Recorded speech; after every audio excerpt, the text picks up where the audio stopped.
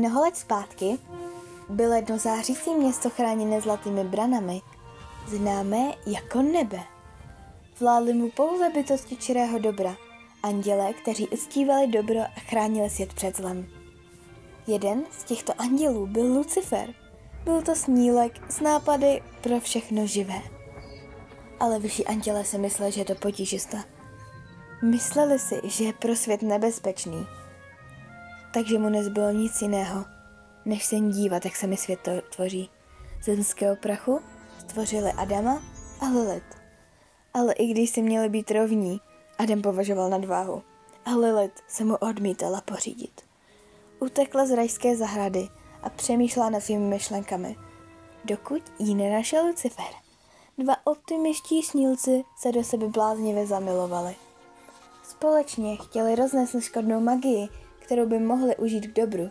Věnovali Adamově nové nevěstě Eve jablko moudrosti a toho s radostí přijmula, ale dar měl své následky. Vzniklo nezastavitelné zlo a tím i nové období hříchů. A svět, na kterém anděle pracovali, byl fuč. Jako odplatu za tento bezohledný čin poslal Lucifera a jeho životní lásku do nekonečné zkázy zapomnění. Nikdy už nesměl spatřit dobro, pouze zlo. A strhaný, smutný Lucifer ztratil své sny. Ale Lilith netrpělivě rozčiřovala peklo svým krásným zpěvem a stejně rychle jako rostlo peklo, rostla i síla. Bohužel kvůli tomu nebe zakročilo.